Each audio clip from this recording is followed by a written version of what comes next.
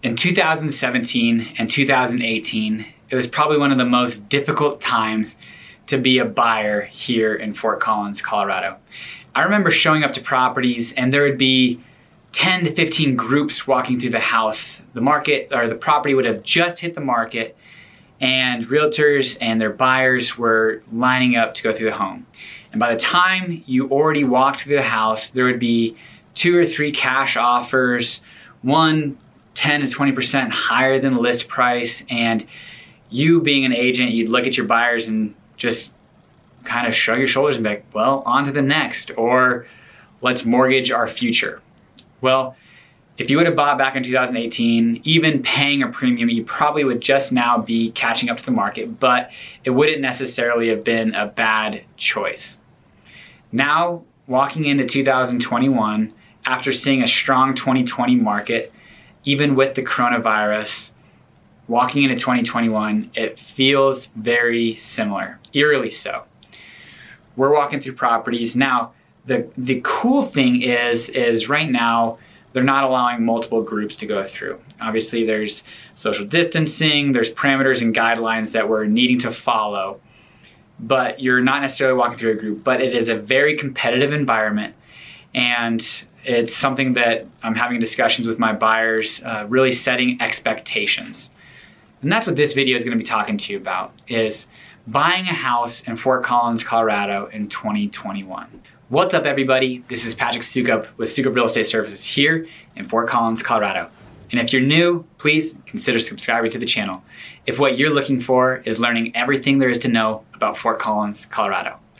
And as much as I like making these videos, I like more working with buyers, sellers, and investors for all the real estate needs here in Fort Collins. So if you're looking at buying, selling, or investing, give me a call, text, email, whatever works best for you.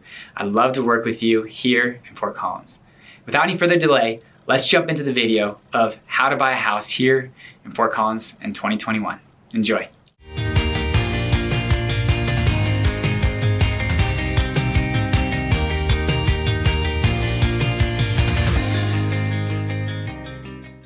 So we're just coming to the end of winter here in 2021, and as expected, inventory is pretty dilapidated. It's not very strong. It hasn't been strong for the last year, but we are a very seasonal location, like very many other locations in the United States, where in the spring, summer, fall, we're gonna see a rise in inventory, and then in the winter, we're gonna see a massive dip. We're just coming at the end of that dip, and now we're gonna start seeing a good increase in homes. And I'm seeing it already. Working with a fair amount of clients that, it's nice being able to send them properties that come onto the market rather than just crickets. So inventory is a massive issue here in Northern Colorado, and possibly we'll see a little bit of an increase here moving into 2021, spring, summer, but we just don't know. There's so many uncertainties, whether it's people not wanting to move because of COVID, people moving into Fort Collins because of the ability to remote work and enjoy where they live and work. Or we could also see potentially investors who have to dump their properties because renters aren't able to pay. And who knows if they are just over it, the boomer generation, lots of different unknowns. We can predict till we're blue in the face, but ultimately time will tell, and what we really need is inventory. So honestly, if you're looking at selling, it would be a great time to list a property, because if anything under $450,000 or really up to $450,000, you're gonna see multiple offers, a competitive bidding war, and it's mostly driven because inventory is so scarce and there's such a strong demand for those houses and those price points. So setting an expectation as a buyer and understanding that, okay, I'm gonna come in here, it's beginning of spring, we're gonna start to see some properties come onto the market, being patient, understanding what property is that, what type of property it is that I'm looking for, and when that property comes on the market, understanding what the market value is.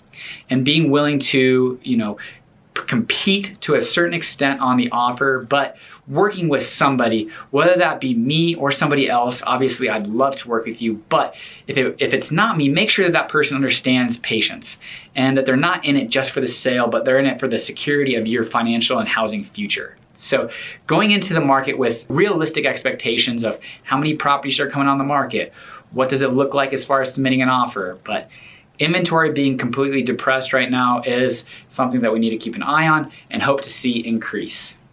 When a buyer does decide to submit offers, whether it be competing or just on a house that's on the market for 20, 30 days, and they want to submit their offer, their best chance to win a contract right now is to have the cleanest, simplest contract. Now, you could argue both sides. Well, let's get the messiest, dirtiest contract with the highest number possible. And there's something to be said about that. But in addition, a buyer submitting an offer with as few of contingencies, specifically the sale of their current house, is probably going to present the best to a seller. I've worked with clients that just recently honestly lost out on a couple of deals because it was a contingent offer. They ended up selling their house, renting it back from the new owner, moving forward on and getting the next house that they submitted an offer on because it was no longer a contingent sale. Something that I tell buyers is that they have almost zero power in this market until they go under contract. Once they go under contract, they really can then at that point negotiate, obviously from good faith, but dictate how that contract moves forward. In Colorado, sellers retain all of the power until they go under contract. That means as a seller, you should be vetting those contracts, vetting the financial ability. Has the buyer bought a house before? What is their lender talking about? What is their loan pre-approval like? Is it a pre-qualification or a pre-approval?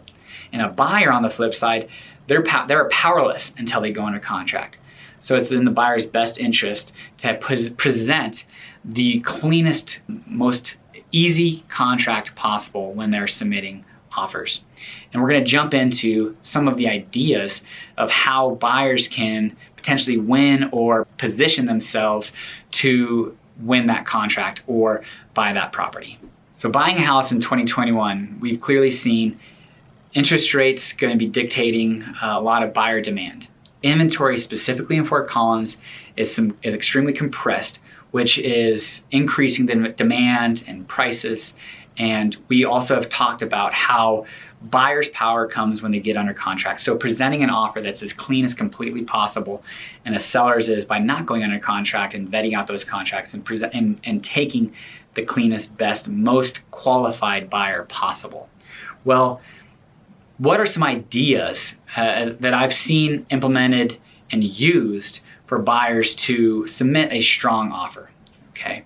Well, one is an escalation clause. Essentially, you're going to submit an offer for $450,000 with an escalation clause increasing by $2,500 or $2,000 or $1,000, whatever you deem fit, up to a cap. It might be $475,000, $460,000. Whatever it is that you and your real estate agent determine to be the best fit. Hopefully, if we were talking, it would be, what is the monthly mortgage? What do I feel the market is in this neighborhood? And what do I feel like you're coming in? Are you going to be coming in with negative equity or positive equity depending on when you buy it or where you buy it? So that's an escalation clause that you can implement that secures your price at $450 and maxes out your offer at $460, rather than just throwing a dart at a dartboard and just saying, let's shoot for the moon, go $475, when maybe $465 would have done it. So an escalation clause is one tool to use to potentially win a contract.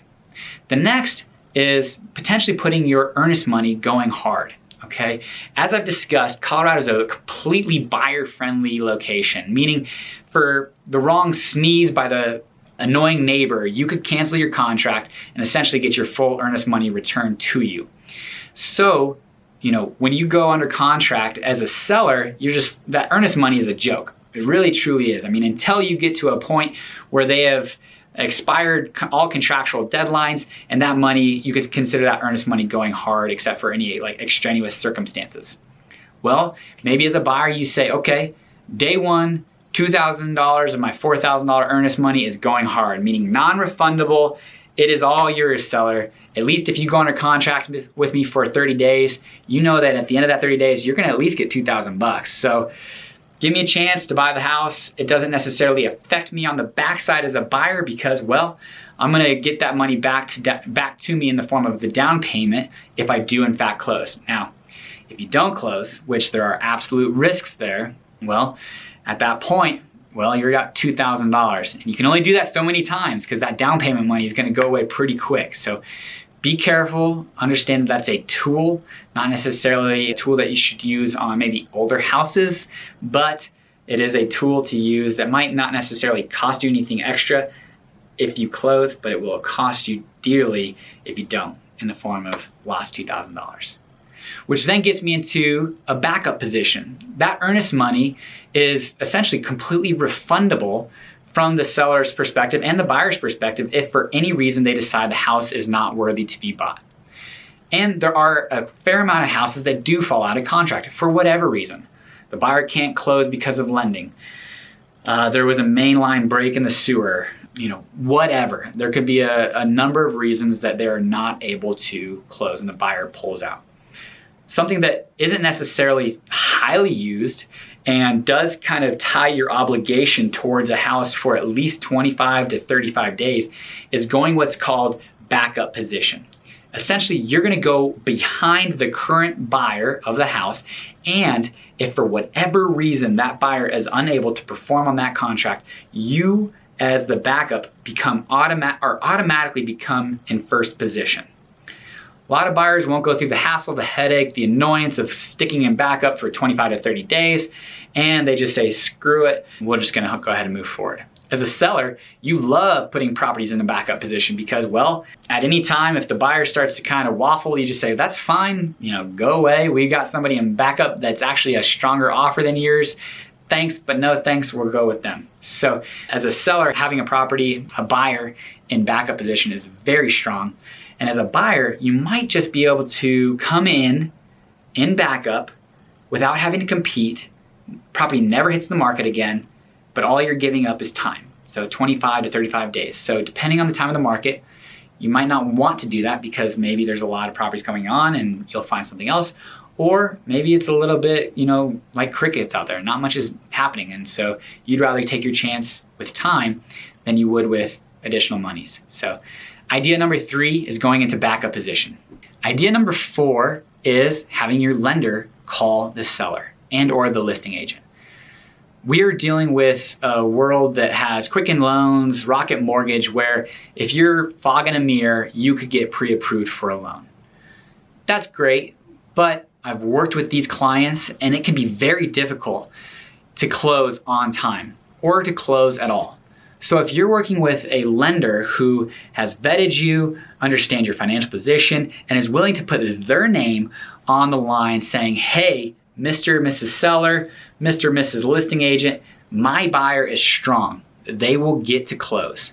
If you have a lender that's willing to make that phone call, it could mean all the difference because, well, maybe the other 2 or 3 offers that the seller is looking at are Quicken Loans pre-approval, or maybe are extremely low down payment and the buyer's never bought a house before and doesn't understand the process and might get cold feet at any time. That one phone call by the lender may get you that deal.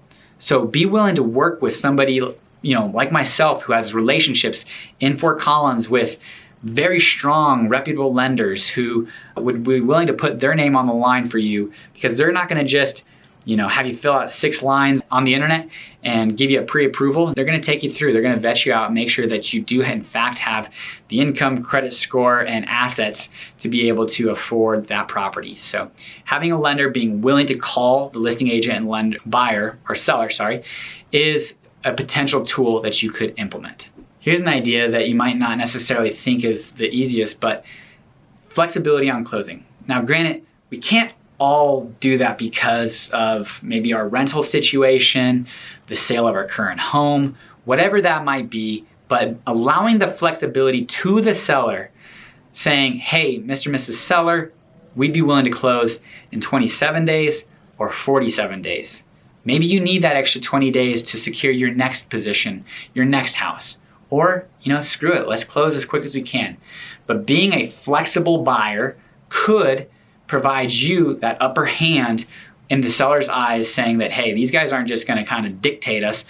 They're gonna allow us some flexibility on our side once we do go under contract. So having a flexible closing, and that does need to be discussed and understood by both parties because contractually you do need to have some dates and deadlines in there. You could probably put some plus or minus in the contract to allow you that flexibility, but having the flexibility as a buyer could provide you the upper hand. How about paying closing costs? even though they're only a few $100s for the title company, it could mean to the seller that they're less money out of pocket, and you as the buyer really truly do want this house and are willing to pay, their way. Generally in Fort Collins and in Colorado, what I'm seeing is that closing costs split half and half, and that's great, but maybe that's one small tool that you could use to show the seller that you are truly, in fact, serious and want them to know that financially you're coming to the table and then some to pay your way. And finally, the last kind of offer is make sure that if you can make your offer non-contingent on a sale of your house, it's probably going to be one of the biggest hurdles you as a home buyer are going to have to overcome. Because as a seller, that just gets really messy, and if they don't have to deal with it, they're not going to. So try to figure out how you can overcome that issue of having a non-contingent sale. What I've done with my sellers is, putting the property on the market and trying to get a lease back. Figuring out a time on the sell side, because again, the sellers do have all the power right now in Northern Colorado. And if you can sell your house and not have to be contingent on the buy or the purchase of your next house, it's gonna put you in the best position to win. So whether that is a lease back, or a sell with an extended closing, or a flexible closing as a seller, or you just have to put it under contingency sale and show that you're already under contract, or give yourself deadlines that you're willing to meet, and if not, lose the deal. Just provide your seller or the seller of the home that you're offering on assurance that you are going to be able to in fact close upon the deadline that you give them. Alrighty, so we've talked about different ideas on how to win or compete for a contract, what the expectations are of buyers and sellers, how inventory is affecting the market here in Fort Collins. And as much as you may like or dislike Zillow, there's some great data that they pull from, and they are only getting better. And they are projecting all zip codes in Fort Collins to increase by 9 to 10% in 2021. A 9 to 10% appreciation. That's $40,000 from now till the end of the year, maybe $45,000 depending on the price point of your home. So the market in Fort Collins is projected to remain very strong. Obviously, who knows what's gonna happen with interest rates. Policy has a massive effect on things.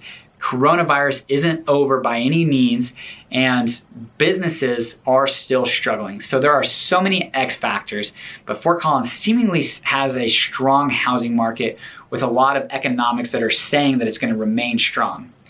Things that we are looking at are new builds. How quickly can new builds get put up? Right now, I'm seeing about 7 to 8 months from start to finish, even for kind of your starter home. 7 to 8 months from the beginning of signing that contract to close. We can't stress enough how we do need more new builds. The Northern Colorado area is gonna be in Fort Collins, maybe some in Wellington, if we can figure out the water issue there, Loveland, Windsor, a little bit of infill in Fort Collins, but other than that, what we really need is just additional inventory. So if you're looking at buying a house here in Fort Collins in 2021, it's extremely important that you have a conversation with somebody like myself who has been through the process many times and can help you build a plan and understand the next steps of how to buy a house here in Fort Collins in 2021. All right, guys, I really appreciate you watching. And again, I love making these YouTube videos, and I really hope you enjoyed it. So if you enjoyed the content, please give it a like. Also, give me a comment, talk to me, ask me some questions. Or if you're looking at buying, selling, or investing here in Fort Collins, text, email, call. I've got your back when it comes to moving to Fort Collins, Colorado. Until next time, guys, take care.